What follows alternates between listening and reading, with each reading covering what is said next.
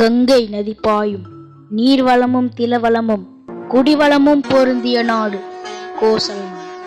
வளமை மிகுந்த இந்த கோசல நாட்டின் தலைநகரம் அயோத்தி என்று தெரியும். இந்நகரத்தில் வாழும் மக்கள் மறந்தும் தீங்கு செய்யாதவர். வறுமையில் வாடி யாசிப்பவர் இந்நகரில் இல்லாததால் தருமகுண சீலர்கள் அள்ளிக் கொடுக்கும் தன்மையின்றி வாழ்ந்தனர். அயோத்தி என்ற சொல்லுக்கு யுத்தம் இல்லாத ஊர் என்று பொருள். இந்த நகரம் போரும் சினமும் இன்றி சாந்தி நிகேதனமாக திகழ்ந்தது. எல்லோரும் எல்லா நலங்களும் பெற்று இன்புற்று வாழ்ந்தனர். இந்த அயோத்தி மாநகரை ஆதித்தன் குலத்தில் அஜமகாராஜனுக்கும் இந்துமதிக்கும் மகனாக பிறந்த தசரத சக்கரவர்த்தி தாய்போல் மக்களுக்கு தன்னருள் புரிந்து அரசு புரிந்து வந்தார். பயிருக்கு தண்ணீர் துணை வருவது போலவும் உயிருக்கு உடம்பு ஆதாரமாக இருப்பது போலவும் மக்களுக்கு இம்மன்னவர் கருணை புரிந்து வந்தார். அவருடைய ஆட்சியிலேயே தர்மம் தலைத்து ஓங்கியது. இவருடைய ஆட்சி மாட்சியுடன் விளங்கியது. பகைவர்களாலும் விலங்குகளாலும் கள்வர்களாலும் துன்பமின்றி மக்கள் இன்பம் பெற்று வாழ்ந்தார்கள். தசரத மன்னருடைய கரங்கள் ஈந்து ஈந்து சிவந்தன. இவருக்கு கோசலை, கைகேயி, சுமித்திரை என்று 3 மனைவியர் இருந்தார்கள். இவருக்கு மக்கட்பேறு இல்லாமையினால் அவ்வப்போது வேறு வேறு மாதர்களை திருமணம் செய்து கொண்டார். அவ்வாறு செய்து கொண்ட பெண்கள் 360 பேராகும். இவர் 60,000 ஆண்டுகள் அறநெறி வலுவாமல் நல்லற நாயகனாக நின்று அரசு புரிந்தார். மக்கள் மன்னரை நெஞ்சாக நினைத்து வாயார வாழ்த்தினர். தசரதர் தமக்கு பின் தர்ம நெறி தவறாமல் தரணியை அரசு புரிய ஒரு மகன் பிறக்கவில்லையே என்று பெரிதும் வருந்தினார். தசரதர் நாட்டை காக்க நன்மகன் இல்லையே என்று வருந்துவது போது நலமாகும். அரசவையில் தசரத சக்கரவர்த்தி தமது குருகுலவாகிய வசிஷ்ட முனிவரை வணங்கி, குருநாதா, அடியேன் தங்கள் ஆசியினால் கடல் சூழ்ந்த இந்த உலகத்தில் 10 திசைகளிலும் இருந்து வந்த 10 ரதங்கள் வென்று தசரதன் என்று பெயர் பெற்றேன். சம்பரனை வென்று இந்திரனுக்கு உதவி புரிந்தேன். ஆனால் அடியேனுக்கு மகப்பேர் வாய்க்கவில்லையே. தலைவனின்றி மக்கள் வருந்துவார்களே என்று எண்ணி அடியேன் வருந்துகின்றேன். தாங்கள் பிரம்மபுத்திரர். தங்களை குருநாதராக கொண்ட எனக்கு இந்த குறை இருந்தால் அது தங்களுக்குத்தானே இழிவு.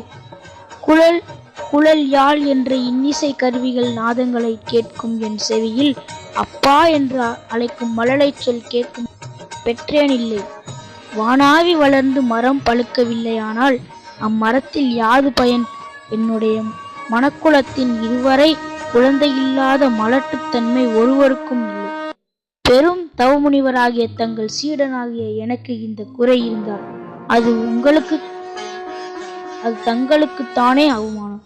அடியேனுக்கு மகப்பேறு உண்டாக தேவரீர் அருள்புரிய வேண்டும் என்று கூறி முறையிட்டார். வசிஷ்ட முனிவர் ஊனக்கண்களை மூடினார். அப்பொழுது அவருக்கு ஞானக்கண் திறக்க பெற்றது. அதில் கண்ட காட்சி, திருமால் திருப்பார் கடலில் அரவணையில் அரிதுயில் புரிகின்றார். ராவணாதி அரக்கர்கள் பலகாலமாய் துன்பப்படுத்துகின்றது.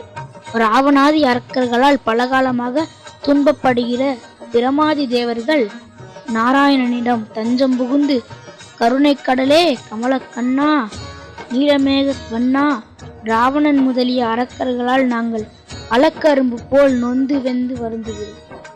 நாங்கள் அரக்கர்களால் பஞ்சுபடாத பாடுபடுகிறோம். அசுர குலத்தை அழித்து தாங்கள் செழித்து வாழ அருள் புரிய வேண்டும் என்று சரணடைகிறோம். திருமால் தேவர்களை நோக்கி, அமரர்களே, நான் பூவுலவி ராமனாக அவதரித்து ராவணாதி அரக்கர்களை தொலைத்து உங்களுக்கு அருள் புரியும். ராவணன் பிரம்மதேவனிடம் மனிதர்களையும் வானரங்களையும் சிறிய பிராணிகள் என்று விட்டுவிட்டான். ஆகவே நான் மனிதனாக வந்து அவதரிப்பேன். தேவர்களாகிய நீங்கள் முன்னதாகவே வானரங்களாக பிறந்து இருங்கள் என்று கட்டளையிட்டார். திருமாலின் கட்டளையின்படி வானவர்கள் வானரங்களாக பிறந்தார்கள். இந்திரன் வாலியாக பிறந்தார். சூரியன் சுக்ரீவனாக பிறந்தார். அக்னி தேவன் நீலனாக பிறந்தார். விஸ்வபிரம்மா நலனாக பிறந்தார். வாயுதேவன் அனுமனாக பிறந்தான். ருத்ராம்சமும் அதில் கலந்து நின்றது. உபத்திரர்கள் அங்கதனாக பிறந்தார். பிரம்மதேவர் நான் ஏற்கனவே கரடிக்குழு தலைவன் ஜம்பவந்தனாக பிறந்திருக்கிறேன் என்று கூறி. ஹலோ, ஸ்டோரி பிடிச்சிருந்துச்சா? நல்லா இருந்துச்சா? ஸோ பிடிச்சிருந்துச்சுன்னா நம்ம சேனலை சப்ஸ்கிரைப் பண்ணி வச்சுக்கோங்க. பார்ட் 2க்கு வெயிட் பண்ணுங்க. டிங்.